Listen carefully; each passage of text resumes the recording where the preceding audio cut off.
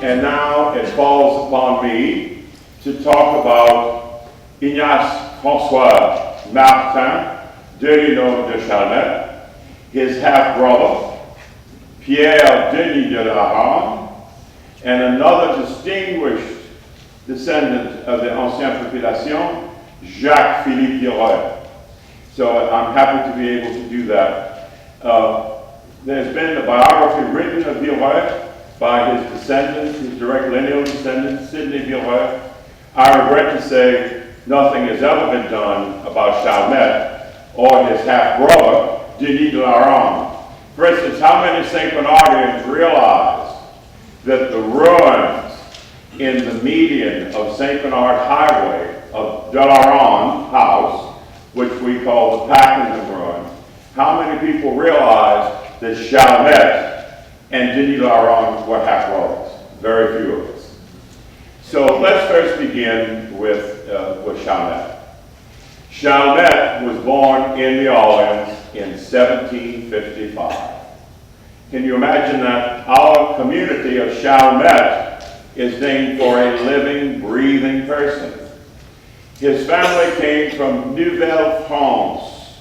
They came from what we call today Quebec. His father was born in Montreal. He was Louis Xavier Denis de Chalmette, and he married Marie-Madeleine Brutin.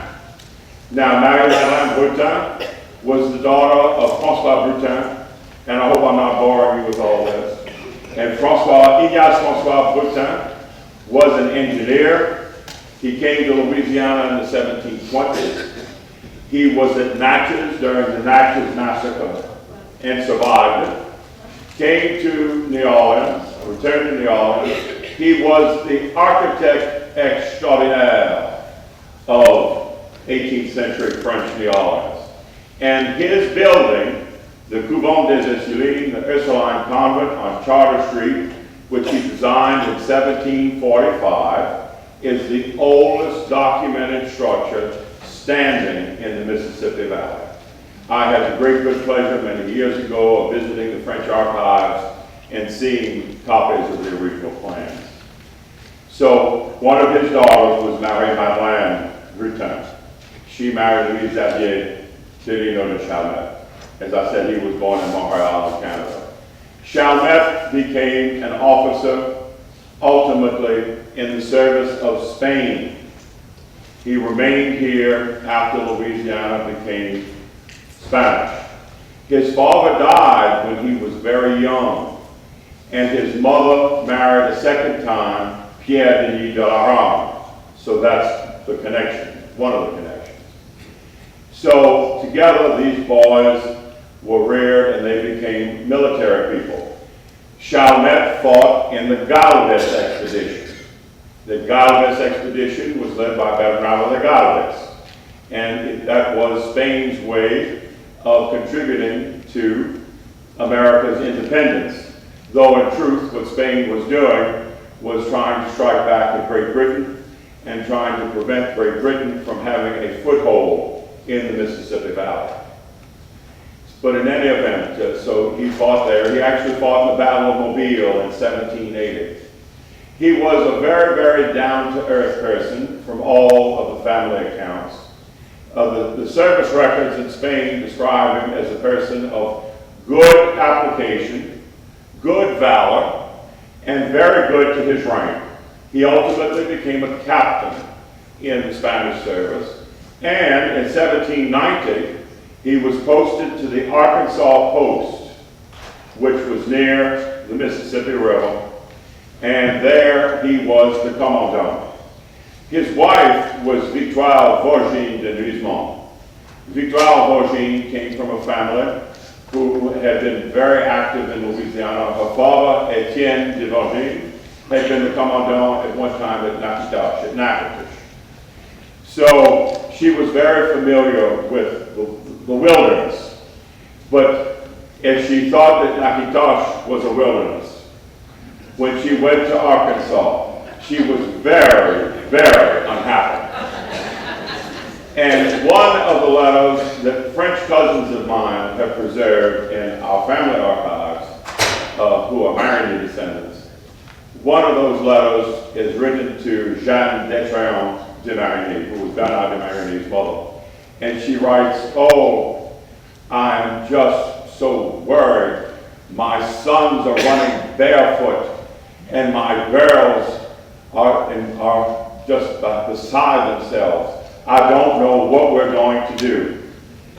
So finally, in 1794, Chalmette retired from the service of Spain.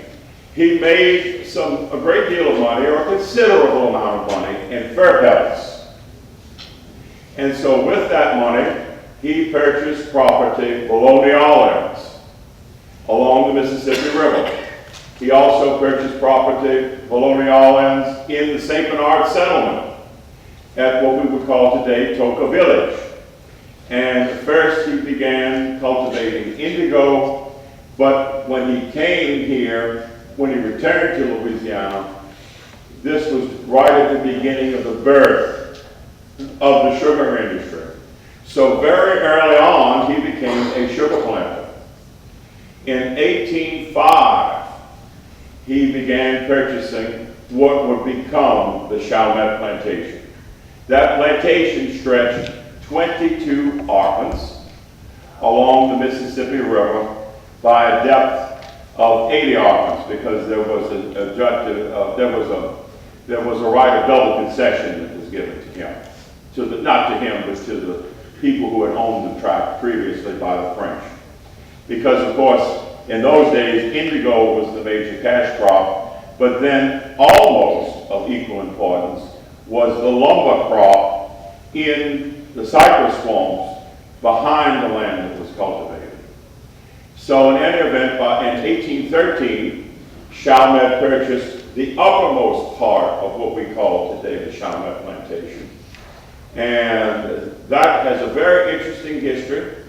That property was owned by Pierre-Marie Latour in 1723, and it was one of the first places where indigo was cultivated in Louisiana. Chalmette had himself mortgaged to the hilt. But still he had one of the great plantations below New Orleans on the Mississippi River. When the British were literally knocking at our door in December, he decided to have his wife and the children who lived with him leave the house, and they went to their townhouse on Bourbon Street, where the Royal Sonesta Hotel is today. And I have to tell you a story about that, and forgive me this little digression. I remember as a little boy, Marie Crisat de Algiers called my grandfather, and she said, "Oh, Leo, can you imagine they're going to destroy our home to build some hotel? Isn't that dreadful? I'll never set foot inside of it." And of course, to this day, whenever I go to the Royal Sonesta, I always think about that, though much to my cousin's probably great displeasure, I do go inside. But in any event, so there they repaired, and they spent the rest of the time of leading up to the battle and during the battle. Chalmette by this time had become very, very obese. So much so that, again, according to family tradition, he was called Le Gros, the fat one. And he loved to eat. It's very interesting to read the inventory, or an inventory of the house, or things that he had mortgaged. And it mentions, among the movables that he had mortgaged, a lot of linens. And the linens consisted of 300 tablecloths. So you could see that he entertained very lavishly. He had silver, porcelain. Well, in any event, his house, which was near the Chalmette Cemetery, best as we could tell, on the lower side of the cemetery, was 2 stories. And the house had been taken over by the British. And so, of course, the family understood that the house had to be destroyed by General Jackson. He had to do it. He had no other choice, because the British had mounted snipers in the house to fire on the Americans. So Jackson leveled the house with artillery. And he also leveled the sugar mill and almost all of the outbuildings of Chalmette that could in any way threaten the Americans. He also wanted a clear field of vision, so we were told. So in any event, Jackson destroyed everything. What Jackson didn't destroy, the British did. Chalmette knew that he lost everything, but when he went down to the battlefield with his brother, Denis Laurent, he saw that the house had been ruined. And again, according to family tradition, he was brokenhearted, and within a month of the battle, February 1815, Chalmette was dead. He's buried today in St. Louis #1 Cemetery, and was just really a fascinating person. I know he told Bernard de Marigny, a man is not whole without education. And he said, my education was wanting as a child, and I want to be certain that you have a good one. And I have to say that Chalmette did the best he could with Bernard, though I also have to admit he was somewhat incorrigible at times. But they were all very close. Let's now begin to look at Chalmette's half-brother, Pierre Denis Laurent. His story, happily, is different. Pierre Denis Laurent was born in New Orleans in 1762. He was a very handsome man. There was a portrait of his done by José de Salazar, which the Ducrot family had, and which I regret to say one evening the painting accidentally burned. So we lost the painting. However, before the painting was burned, one of the descendants of Pierre Adolphe Ducrot had the painting, had a photostatic copy made of it. This was back in the 30s. So that copy exists today in the archives of the Louisiana State Museum. So from that, we know what he looked like, and it's a relatively decent copy. I regret that it wasn't color, but at least we have that. Denis Laurent became completely fluent, not only in French, his native tongue, but also in Spanish. And he became one of the great protagonists of Spain in Louisiana. Chalmette and Denis Laurent were very, very close to their cousin, Pierre-Philippe de Marigny, who was also a very successful business person and also very successful in the service of Spain. And I think that Denis Laurent learned a great deal from Pierre Marigny. Denis Laurent invested in plantations. He owned, by the late 18th century, plantations above and below New Orleans. He owned plantations in Pointe-Coupée, around New Orleans. He had plantations in what we would call today Mississippi, in West Florida. He was commandant of St. Bernard Parish. He was the second commandant. And as a matter of fact, it was Denis Laurent, according to the Spanish archives, with Marigny, who actually marked out the land grants for the Canary Islanders as they arrived. As they arrived and were placed in possession of the land, it was Pierre Denis Laurent who assisted Marigny in doing that. Pierre Denis Laurent also fought in the Galvez expedition. He fought in Baton Rouge, Manchac, Mobile, and Pensacola. So he fought in all of the battles of the Galvez expedition. He was a person who never shied away from a confrontation, though he was a gentleman. And he was a person who was very much respected by the Spaniards and the French. He became a member of the Cabildo in New Orleans and was seated on the Cabildo when we became American in 1803. And then by this time, he had already begun to look at purchasing the property that we know today as the Daron Plantation in Paris Road, which was later called Versailles. And then by 1805, he had begun to construct the house that was there, the ruins of which we can still see.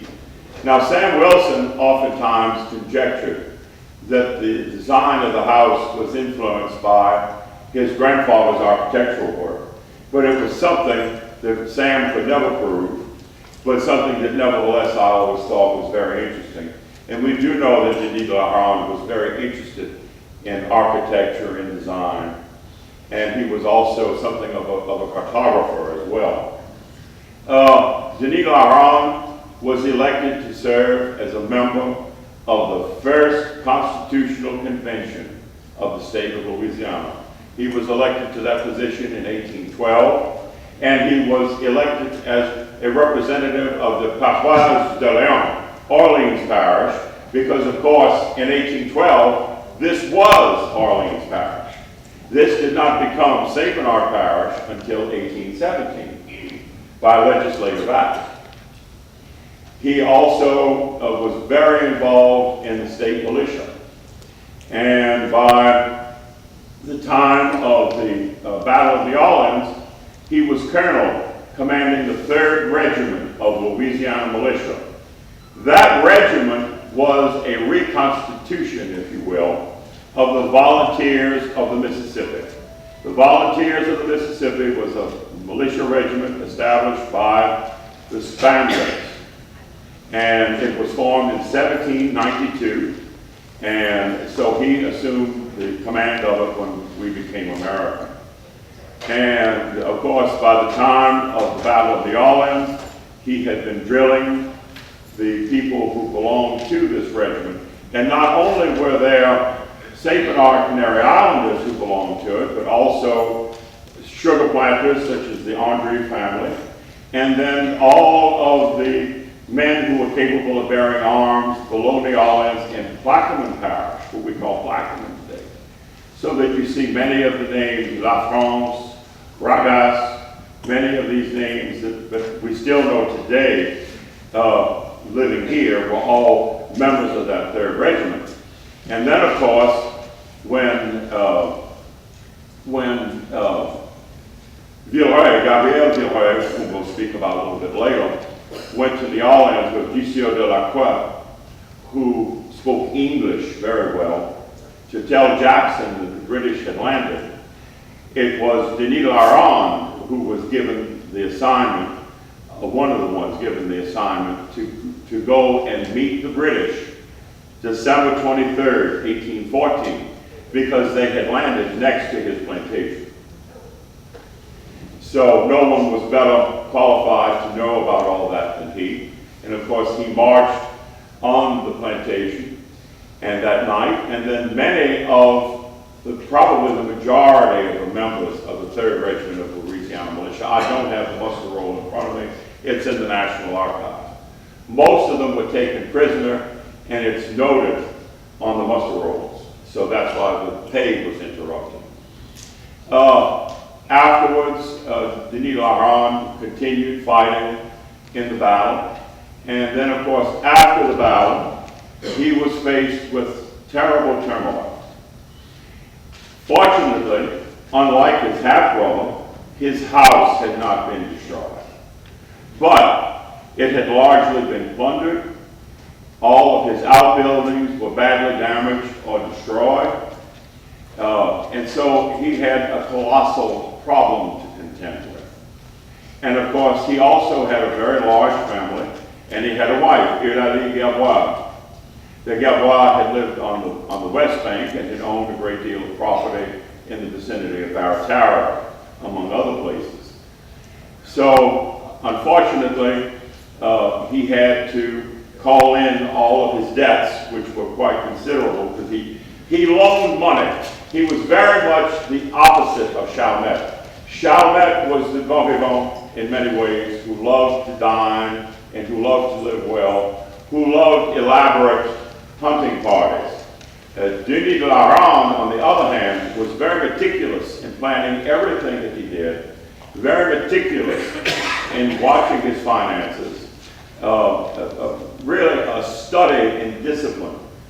So it was with great apprehension that he had to call in his brother's debts, which were quite considerable, as well as many others. Ultimately, Denis de la Ronde was able to come out of the battle perhaps better than anyone. And by 1824, when he died, he was Major General of the state militia at that time. He had completely recuperated his fortune, was living in great comfort, and was watching a community around him in transition. For those of us who have been through Katrina, we know that Katrina was a benchmark in the identity and the development of our community. Well, similarly, so was the Battle of New Orleans. So in any event, they were very aware of that, and he was watching that. He died in 1824. He's buried in St. Louis No. 2 Cemetery. Chalmette is buried in St. Louis No. 1. I see today we have the Hyland, my Villere cousins in the audience. I'm so happy that they're here. And they are the people who have preserved our ancestors' tomb over all these generations. They've done a wonderful job of it, and I have to thank you, as I always do publicly. So anyway, Villere's wife died in the early 1830s. The property was sold to a German banker named Daniel Warburg, and it was Warburg who subdivided the plantation, and it was Warburg who opened what was called the Chemin de Paris, or Paris Road, or what some of us have corrupted to Parish Road. But, and then of course, the Villere house was the place where General Packingham's remains were brought for preparation to be returned to Great Britain. And then afterwards, the Janins had a very elite academy there for young ladies and young men. And then finally, in the 1880s, the house had become a refuge for cattle. And then it burned, and so it's been a ruin since the late 19th century. And then, of course, some of us who will remain nameless have battled to save a ruin. But it just shows how far some of us will go, as someone did in the 1990s. Now let's look at Jacques-Philippe Villere. Jacques-Philippe Villere perhaps has the best story of all, because although Denis Laurent and Chalmette have many descendants, Villere's name still lives amongst us, the family name. And that family has always been rather cohesive, and I've always been very proud of them. They're very good people. Jacques-Philippe Villere was born in New Orleans in 1766. He was born at his father's plantation at Cannes-Brûlé, which is today Kenner. And then his father had married Louise de la Chaise, and then her grandfather was Friedrich d'Arnsbourg, who was the commandant of the German post. Unfortunately for Villere, Villere was part of the party, political party, of the Bienville group. These people in this political group had banded together and had, among other things, bedeviled Governor Villere, who was one of the last French governors. It was quite a cabal that these people had. Joseph Villere was a very good man. He was a very direct man. And so he, of course, championed his family, the Lafreniere, the Chauvin-Villere.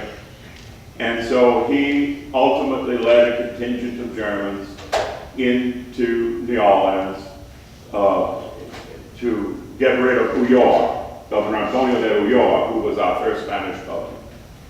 As a result, when O'Reilly came here, though he had been counseled by the King's Council, King Carlos III in Spain, not to execute anyone, he took it upon himself to put to death several of the leaders of this insurrection against Spain. And this is another very complex issue, so I'm going to try not to get too involved in that.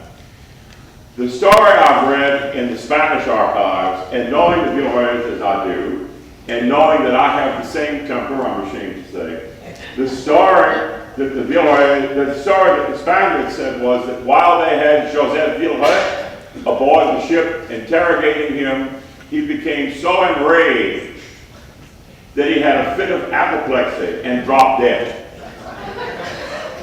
And that may well be the case, because believe me, there have been times, particularly in the recent past, that I've been near having a fit of apoplexy. But in any event, the story that's come down in the family is that his wife, Louise de la Chaise, watched the Spaniards torture him and kill him on the ship. So, who knows? I would never say that a Villere is wrong. But in any event, the bottom line is Joseph Villere did die. Then his widow took Jacques, and they lived at what had been the old plantation of Villere, which is today the Faubourg Marigny, one of the most important plantations in Louisiana. The De La Chaise family had it for many years. And then after that, Villere was sent to France to be educated. Like Chalmette and like Denis Laurent, he had been trained in the military. He was for a time posted to Saint-Domingue, which is today Haiti. And then from there, he came to Louisiana. He married Jeanne-Henriette Fazan. And he did also ultimately enter the service of Spain. Villere was a very, very benevolent person, like Chalmette, but he was, again, also perhaps more like Denis Laurent, in that he was very conservative with his money. Ultimately, he purchased a plantation next to what had been the Ursuline plantation, which became Pierre Lacoste plantation at the time of the battle. And this plantation he later called Conseil. He became a very successful sugar planter. He built a lovely, traditional, one-story Creole house. It was 6 rooms, hip roof, gallery, and circling place. It had pigeonniers, outbuildings. It was very elaborate. It was very commodious. Not elaborate, but very commodious, very comfortable. He became a very successful sugar planter. And because he was the son of Joseph Villere, whom many of the French Creoles viewed as a martyr, he was very highly respected. And then he was very highly respected in and of himself, because he was known as having great virtue, and he was known as a person who was kind, and also a person who was very deliberate in all that he said and did. Villere was Major General commanding the Louisiana militia at the time of the Battle of New Orleans. And of course, much has been said about the fact that he had left his canal unblocked. And I can remember years ago speaking to several different descendants of the family, and apparently the tradition in the family was that he just didn't have time to get to it. That he was so busy as Major General commanding the militia, contending with the legislature and contending with everything else, that he just hadn't time to get to it. Villere was elected the first native-born governor of Louisiana in 1816. He was unseated in 1817. And he died in 1830. He never learned to speak English, but his son-in-law, Hugues de la Verne, was his secretary. He was appointed Secretary of State, and he spoke English very fluently. So he was Villere's agent and everything. So now I think I've given you a thumb sketch of everything. Wish I could have done better. I wish that I had time to prepare notes or to have images for you. But somehow the PowerPoint and this dinosaur never seem to get along too well.